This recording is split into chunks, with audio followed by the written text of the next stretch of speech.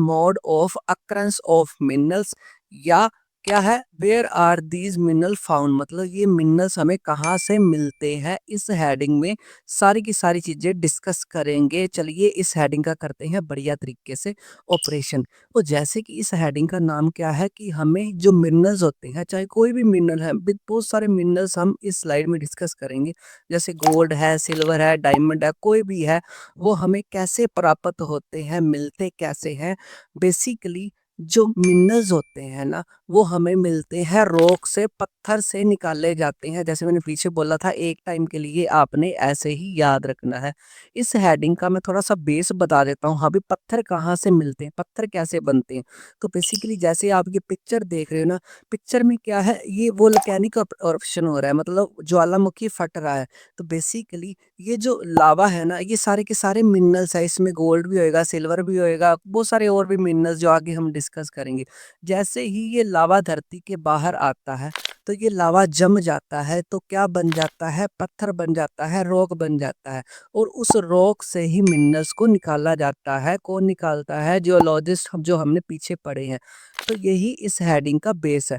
हम इस हेडिंग में पढ़ेंगे क्या, आपको पता ही चल गया कि मिनरल्स कैसे निकाले जाते हैं। तो इस हेडिंग की शुरुआत होती है आपकी टेक्स्ट बुक्स में ये वाली लाइन से, minerals are usually found in ores. Minerals ore से प्राप्त होते हैं। हाँ, ये क्या कंफ्यूजन सर, अभी तो आपने बोला था मिनरल पत्थरों से बनते हैं, अभी आप बोल रहे हो कि ओर से मिलते हैं मिनरल्स। तो इसको पहले से समझो डायग्राम के थ्रू।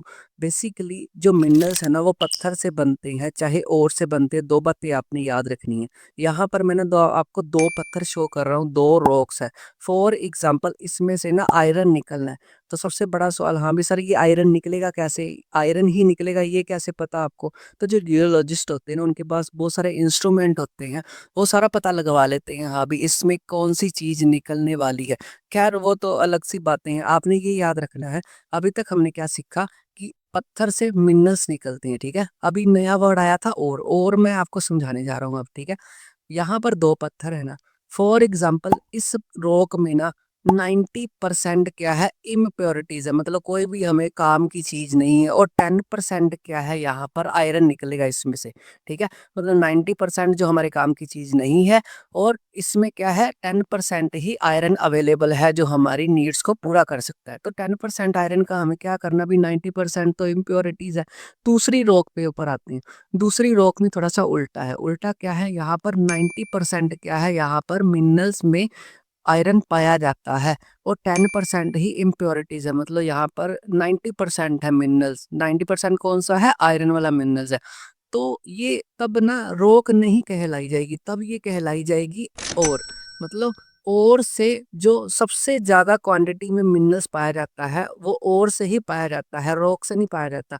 रॉक क्या होएगी, रॉक तो सिंपल, जिसमें बहुत सारी परसेंटेज इम्प्योरिटीज होती है, और एक कम परसेंटेज में जो मिनरल्स पाया जाता है। यहाँ पर और में उल्टा है। और में क्या होता है, बेसिकली ज्यादा मिनरल ही पाया जाता है। तो ये फर्क होता है रॉक में और में। और बोला जा सकता है इज द परफेक्ट एग्जाम्पल, यहाँ पर हम प्राप्त कर सकते हैं प्योर मिनरल्स को। आई होप ये आपको बेसिक समझ आ गया। तो आगे हम डिस्कस करते हैं मेन कंसेप्ट। भाई ये बहुत ज़्यादा डाटा है इस चैप्टर में, तो बेसिकली मैं कोशिश करूंगा आपको आसान से आसान लैंग्वेज में आपको ये डाटा अच्छी तरह क्रैम करवा दूं। तो आगे हम डिस्कस करने जा रहे हैं मिनरल्स जो जर्नली ऑकर होते हैं, पाए जाते हैं, 5 फॉर्म में पाए जाते हैं according to your textbooks. सबसे पहले हम डिस्कस कर लेते हैं कि मिनरल्स कौन कौन सी रॉक से हम प्राप्त कर सकते हैं। सबसे पहले इग्नियस और मेटामॉर्फिक रॉक से भी मिनरल पाए जाते हैं, समझाऊंगा कैसे। दूसरा, डिकम्पोज रॉक से भी मिनरल्स को पाया जा सकता है, समझाऊंगा। अगला है एलुवियल डिपॉजिट से भी मिनरल्स को पाया जाता है। फोर्थ है सेडिमेंट्री रॉक से भी मिनरल्स को पाया जाता है भाई। और दूसरा, एरिड रीजन में, जो बंजर रीजन होते हैं, वहां पर भी मिनरल्स को पाया जाता है। हम आगे क्या डिस्कस करने वाले हैं, एक एक के बारे में। और आगे हम और भी डिस्कस करेंगे कि कहाँ से कौन से टाइप का मिनरल पाया जाता है। फॉर एग्जांपल अगर इग्नियस और मेटामॉर्फिक रॉक से मैं आपको समझाऊंगा कैसे मिनरल पाए जाते हैं। और याद रखना पड़ेगा कि कौन कौन से मिनरल यहाँ से पाए जाते हैं। भाई ये दो तरह के क्वेश्चन यहाँ से बनते होते हैं, तो थोड़ा सा ध्यान से समझना। यहाँ पर सबसे पहले स्टार्ट करते हैं इग्नियस और मेटामॉर्फिक रॉक्स में कैसे मिनरल्स पाए जाते हैं। यहाँ पर जो मिनरल्स होते हैं ना, जो पत्थर से बनते हैं, पत्थर से पाए जाते हैं, ठीक है। मिनरल जो होते हैं ना, फिल होते हैं, क्रैक्स में होते हैं। और जो स्मॉलर क्रैक होता है उसको वेन बोला जाता है, और जो लार्जर क्रैक होता है उसको लोड्स बोला जाता है। मेरे को पक्का पक्का विश्वास है आपको बिल्कुल समझ नहीं आई। मैं आपको डायग्राम के थ्रू समझाता हूँ। ये है डायग्राम, ये है मेटामॉर्फिक या इग्नियस रॉक है, मतलब पत्थर है एक, ऐसे समझ लो। तो बेसिकली जैसे आप देख रहे हो ना, यहाँ पर एक छोटा सा क्रैक है और एक बड़ा क्रैक है एज कंपेयर। तो इस छोटे वाले क्रैक को बोला जाता है वेन, और बड़े वाले क्रैक को बोला जाता है लोड। और इस पत्थर से निकाला जाएगा, क्रैक से मिनरल निकाला जाएगा, जिसको क्या बोला जाएगा, इग्नियस और मेटामॉर्फिक रॉक से क्रैक्स के जरिए पत्थर से क्या निकाला जाता है, मिनरल्स निकाला जाता है। तो यहाँ पर बेसिकली कौन कौन से मिनरल्स को निकाला जाता है, जैसे टिन को निकाला जाता है, कॉपर यहाँ से मिलता है, और जिंक मिलता है, और लेड मिलता है, एक्सेट्रा। सारे के सारे नोट्स में मैं बढ़िया तरीके से दे दूंगा, आपको कोई भी टेंशन लेने की जरूरत नहीं। तो यहाँ पर इग्नियस और मेटामॉर्फिक रॉक से क्वेश्चन बनता होता है भाई, क्रैक्स के रूप में कौन कहाँ से मिलता है, तो इग्नियस और मेटामॉर्फिक से। और कौन कौन से ये मिलते हैं मिनरल्स, तो सारे आपने याद रखने हैं। और छोटे क्रैक को क्या बोला जाता है, वेन, जैसे हमारी बहुत सारी वेन्स होती हैं शरीर में, तो नाड़ियाँ जैसे बोलते हैं। और जो बड़ी नाड़ी है, ऐसे याद रख लो, लोड्स होता है जिसपे सबसे ज़्यादा लोड पड़ता है, ऐसे याद रख लो, वहाँ पर लार्ज क्वांटिटी में मिनरल्स को पाया जाता है। आई होप ये इग्नियस और मेटामॉर्फिक रॉक का आपको अच्छी तरह समझ आ गया। दूसरी बात करते हैं, डीकम्पोज रॉक से भी मिनरल पाया जाता है। अब डीकम्पोज का मतलब क्या होता है, फॉर एग्जाम्पल ह्यूमन बीइंग की बॉडी को अगर दफनाया जाता है, तो उसमें बहुत सारी स्किन होती है, आपको पता ही है। कुछ देर के बाद क्या होता है, जो हमारी स्किन होती है वो माइक्रो ऑर्गेनिज्म खा जाते हैं, और जो हड्डियां बन जाती है वो है डीकम्पोज बॉडी हमारी, जो सिर्फ और सिर्फ स्केलेटन बच गया। तो वैसे ही रॉक्स के ऊपर जितने भी पत्थर टाइप मोटा मोटा लेयर होती है, वो पानी के जरिए, उसके इतना पानी पड़ता जाता है, इतना पानी पड़ता जाता है, तो वो डीकम्पोज हो जाती है, डीकम्पोज हो जाती है। उसमें सिर्फ मिनरल ही बच जाता है, तो वहां से भी मिनरल्स को पाया जाता है। इसकी डेफिनेशन क्या याद रखनी है, जो सोल्यूबल पार्ट होता है, जो घुलने वाला पार्ट है, वो सारा का सारा खुर जाता है, सारा का सारा पानी बहा के ले जाता है, ऐसे याद रख लो, वॉश अवे हो जाता है। और लास्ट में क्या रह जाता है, leave only one rich mineral, कोई भी मिनरल रह सकता है, उसको क्या बोला जाता है, डीकम्पोज रॉक से मिनरल प्राप्त हुआ है। इसकी आपने एक एग्जांपल याद रखनी है, बक्साइड।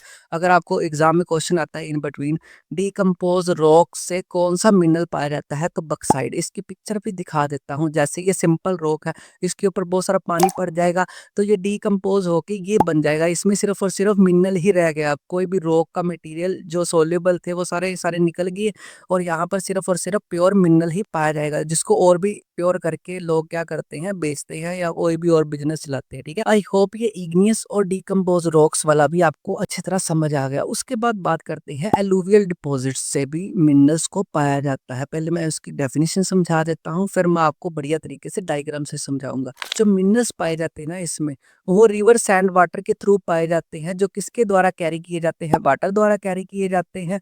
और ये कहाँ से कैरी किए जाते हैं, हिल और माउंटेन से कैरी किए जाते हैं। मेरे को पक्का विश्वास है आपको बिल्कुल समझ नहीं आई। तो ये डायग्राम देखो, जैसे डायग्राम में क्या है, जैसे आपने कोई झरना देखा है ना, तो उसी को आपने बेस लग के ये कंसेप्ट को समझना है। तो बेसिकली क्या है, ऊपर से झरना बह रहा है, ठीक है। और बेसिकली यहाँ पर ये देखो, यहाँ पर ना फॉर एग्जांपल कुछ मिनरल्स पाए जाएंगे, वो आगे बताऊंगा कौन से मिनरल यहाँ से निकाले जाते हैं। तो क्या होता है, झरना अपने साथ यहाँ पर प्रेशर डाल डाल के कुछ मिनरल्स को इकट्ठा करता रहता है नीचे, ठीक है। अब जो इकट्ठे मिनरल्स हैं, कुदरती तौर पर जो इकट्ठे हुए हैं, तो बेसिकली इसको कलेक्ट करके मिनरल्स को निकाला जाता है, ये जो ऊपर से बह के आए हैं। आई होप कि आपको डायग्राम अच्छी तरह समझ आ गई। अब यहाँ पर लिखा है ना, जो वाटर कैरी करता है हिल से, तो नीचे जाके ये फुट पे जमा हो जाता है। इसमें आपने कुछ मिनरल्स याद रखने हैं, जो अलोवियल डिपॉजिट से इकट्ठे होते हैं हिल के फुट के नीचे, जो है गोल्ड, गोल्ड भी पाया जाता है, सिल्वर भी और प्लेटिनम भी यहाँ से पाया जाता है, मतलब महंगे महंगे मिनरल्स पाए जाते हैं ना। यहाँ पर आपको वीडियो भी दिखाता हूँ, यहाँ पर इंसान भी निकालते हैं गोल्ड, कैसे निकालते हैं, पहले ये वीडियो देख लो।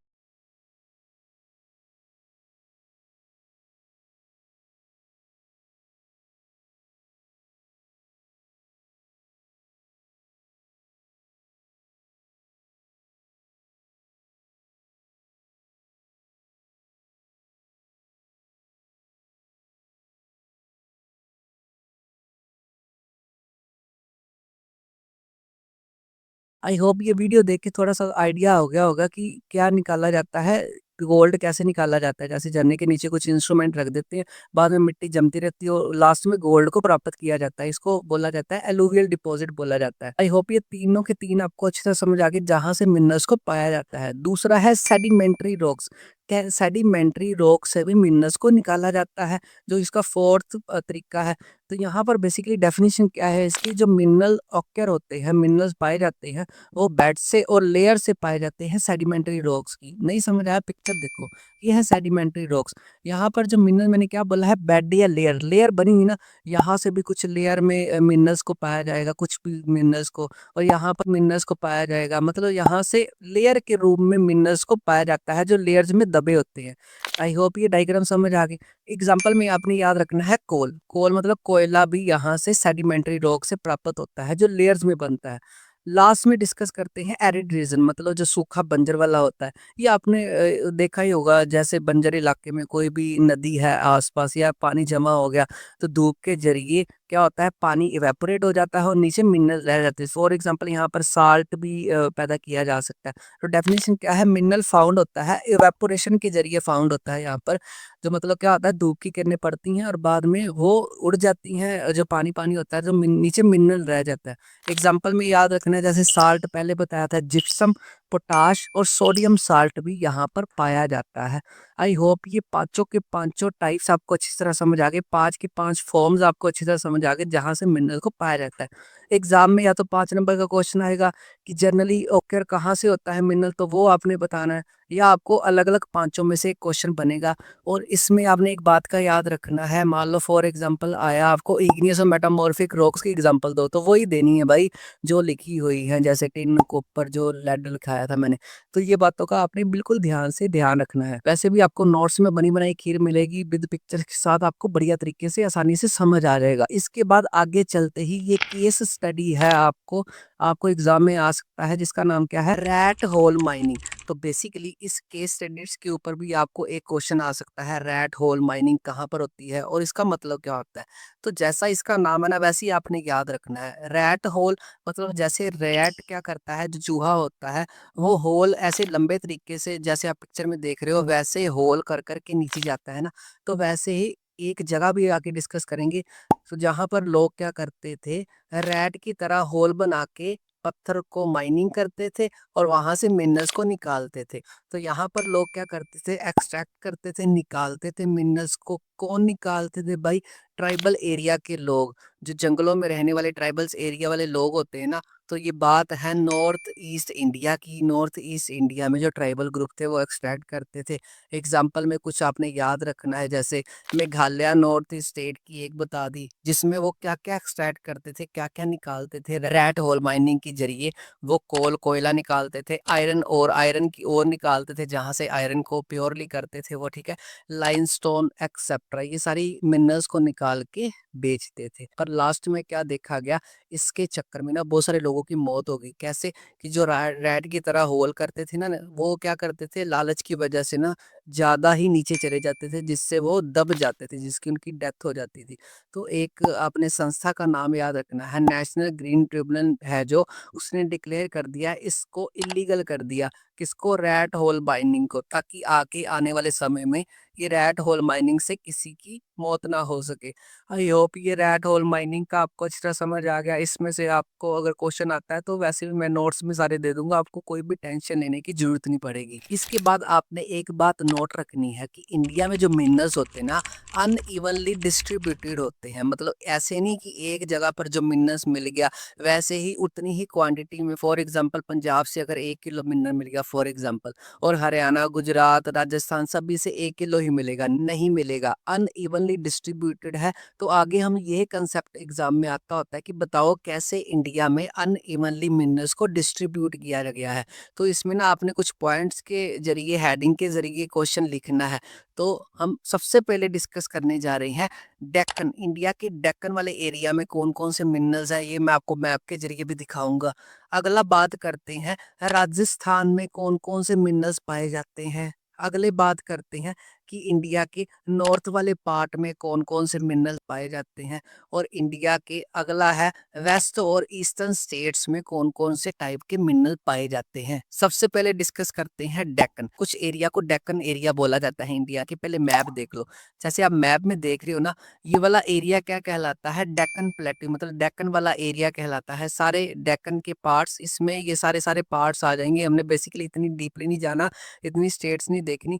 तो इस डेक्कन से भी बहुत सारे मिनरल मिलते हैं। यहाँ पर कौन कौन से मिनरल्स को निकाला जाता है, जैसे कोल हो गया, मेटेलिक, नॉन मेटेलिक, ये आगे सारी बातें बताऊंगा। हाँ भाई, मेटेलिक क्या होता है, नॉन मेटेलिक क्या होता है, इसको एक बार होल्ड रखो। तो यहाँ से क्वेश्चन क्या बनता है, शॉर्ट अगर आता है, very short, Deccan India place में से कौन कौन से मिनरल्स को निकाला जाता है, एज इट इज ही वैसे ही याद रखना है। इसलिए मैंने बोला था इस चैप्टर में डेटा बहुत ज्यादा है, तो आपको मेहनत करके ये डेटा याद रखना पड़ेगा। बाकी सारा कंसेप्ट मेरे नोट्स में, आपको कोई भी टेंशन लेने की जरूरत नहीं। उसके बाद राजस्थान में बहुत सारे नॉन फेरस मिनरल्स पाए जाते हैं। अभी नॉन फेरस क्या होता है, ये आगे सारी सारी बातें डिस्कस करेंगे, एक बार इसको होल्ड रख लो क्योंकि ये अपने आप में एक कंसेप्ट है। उसके बाद बात करते हैं इंडिया के नॉर्थ वाले पार्ट्स में कौन कौन से मिनरल्स को निकाला जाता है। जिप्सम, कॉपर और मार्बल वगैरह यहाँ से निकाले जाते हैं। उसके बाद लास्ट वाला पॉइंट है, वेस्ट ईस्टर्न इंडिया में कौन कौन से मिनरल्स को निकाला जाता है। तो यहाँ पर जैसे पेट्रोलियम सबसे ज्यादा पाया जाता है। इसमें कुछ स्टेट याद रखनी है, बस इसकी स्टेट याद रखनी है, जैसे गुजरात हो गया, असम के एरियाज हो गए।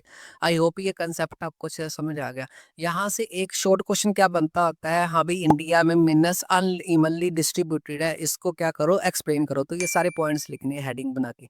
ये आपको पर्टिकुलर एक एक का आ सकता है, हाँ भाई डेक्कन में कौन कौन से मिनरल पाए जाते हैं, राजस्थान में कौन से पाए जाते हैं, नदर्न इंडिया में कौन से पाए जाते हैं, वेस्ट ईस्टर्न इंडिया में कौन से पाए जाते हैं। आई होप ये सारा का सारा कंसेप्ट आपको अच्छी तरह समझ आ गया। उसके बाद आगे बढ़ते हैं, आपके चैप्टर के अकॉर्डिंग बहुत सारे मिनरल्स, जैसे मैंने बोला है ना, metallic, non metallic, ferrous, non ferrous minerals होते हैं, उसकी डिटेल को डिस्कस करते हैं। पर उससे पहले हम ये वाला बॉक्स डिस्कस कर लेते हैं जो पीछे रह गया था, जो मैंने जानबूझ के छोड़ा था। छोड़ा इसीलिए था जानबूझ के, ताकि मैं मिनरल्स जितने भी आगे करूंगा उसकी ना हम क्लासिफिकेशन डिस्कस कर लेते हैं पहले, कि हाँ भी मिनरल्स कौन से मिनरल्स का क्या क्या नाम दिया गया है। और बेसिकली यहाँ पर जो लिखा है ना, मिनरल्स को 3 टाइप्स में कैटेगराइज किया गया है। सबसे पहला है मेटालिक, उसके बाद मिनरल्स कौन से होते हैं, सेकंड नंबर वाले नॉन मेटालिक मिनरल, और last one is energy minerals. Last से स्टार्ट करते हैं। एनर्जी मिनरल्स वो होते हैं जो ह्यूमन बीइंग को एनर्जी देने में हेल्प करते हैं, जैसे कोल। कोल से बहुत सारे हम यूजेस लेते हैं जिससे हमें एनर्जी मिलती है। पेट्रोलियम आपको पता ही है, हमारे कार्स वगैरह में बहुत सारा यूज होता है। नेचुरल गैसेस, इस तीनों के बारे में हम आगे डिस्कस करेंगे, ठीक है। एनर्जी मिनरल समझ आ गए, जिससे ह्यूमन बीइंग को एनर्जी प्राप्त होती है। उसके बाद बात करते हैं इकट्ठा ही मेटेलिक और नॉन मेटेलिक। मेटेलिक मिनरल वो होती हैं जिसमें कुछ ना कुछ मेटल्स होती हैं, और नॉन मेटेलिक मिनरल क्या होते हैं जिसमें कोई मेटल नहीं होती। नॉन लगा ना, तो नॉन का मतलब क्या होता है, जहाँ पर कोई भी मेटल नहीं पाई जाती। सबसे पहले नॉन मेटेलिक। नॉन मेटेलिक में जैसे मीका, साल्ट वगैरह हो गया, पोटाश, सल्फर, ये सारे के सारे जितने भी एक्सेप्टर हैं, ये सारे के सारे डिस्कस करेंगे कहाँ से पाए जाते हैं, इंडिया में कौन सी जगह पे कौन सा मिनरल सबसे ज़्यादा पाया जाता है, और किस मिनरल्स की क्या क्या खासियत है, ये सारा डिस्कस करेंगे। एनर्जी हो गया, मिनरल्स हो गया, नॉन मेटालिक मिनरल हो गया। और अब बात करते हैं मेटालिक। मेटालिक जो मिनरल होते हैं ना, उसको 3 फर्दर क्लासिफिकेशन आगे बांटा गया है। पहला है फेरस, दूसरा है नॉन फेरस, और तीसरा है प्रीशियस। मतलब मेटालिक मिनरल वो होते हैं जिसमें कोई ना कोई मेटल होता है। अगर ऐसे समझ लो किसी के सर पे मारा जाए ना मेटल, तो उसका सर फट जाएगा, ठीक है, इतने ज्यादा वो भारी होते हैं। और नॉन मेटालिक में देखो यहाँ पर साल्ट लिखा है ना, तो साल्ट में क्या है, हल्का होता है, किसी के सर पे भी मारोगे ना कोई फर्क नहीं पड़ेगा। तो ऐसे याद रख लो। तो मेटालिक आगे 3 पार्ट्स में डिवाइड होते हैं ये वाले। फेरस मिनरल कौन से होते हैं, जिसमें होता है भाई लोहा, यहाँ पर लिखा है ना कंटेन आयरन। जिस मिनरल्स में लोहा पाया जाता है उसको फेरस मिनरल बोलते हैं। जैसे आयरन, आयरन में तो लोहा होएगा ही होएगा। मैग्नीज हो गया, निकल हो गया, कोबाल्ट हो गया, ये सारे के सारे डिस्कस करेंगे भाई। इसमें क्या होता है, लोहा पाया जाता है। और दूसरा नॉन फेरस। फेरस के आगे नॉन लग गया तो यहाँ पर क्या आएगा, जहां पर लोहा नहीं पाया जाता, आयरन नहीं होता। यहाँ से एक शॉर्ट क्वेश्चन बनता है, डिफरेंट बिटवीन फेरस और नॉन फेरस। इसमें बताना है आपने, फेरस में होता है लोहा और नॉन फेरस में लोहा नहीं होता। एग्जाम्पल कॉपर, मतलब तांबा, तांबे में तो लोहा होता ही नहीं है। लेड, टिन, बक्साइड, ये सारे के सारे नॉन फेरस में आते हैं। And last one is a precious mineral. कुछ प्रीशियस मिनरल होते हैं जो फेरस और नॉन फेरस से हट के होते हैं, जैसे गोल्ड बड़ा ज़्यादा महंगा है, सिल्वर बड़ा ज़्यादा महंगा होता है, प्लेटिनम एज कम्पेयर सभी से महंगा होता है। आई होप ये सारी की सारी क्लासिफिकेशन आपको अच्छी तरह समझ आ गई। जैसे मिनरल्स 3 तरह के होते हैं, metal, non metallic and energy mineral. और मेटेलिक भी 3 तरह के होते हैं, फेरस, नॉन फेरस और प्रीशियस। वो ये सारा का सारा डाटा आई होप आपको अच्छी तरह समझ आ गया। अब पता चल गया फेरस, नॉन फेरस जो मैंने पेंडिंग बोला था भाई, ठीक है।